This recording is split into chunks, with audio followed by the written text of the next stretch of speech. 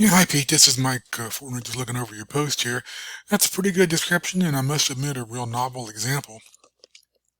Uh, the drawing is interesting. I guess you couldn't find an actual parachute template, so that's fine. I know what what you mean here.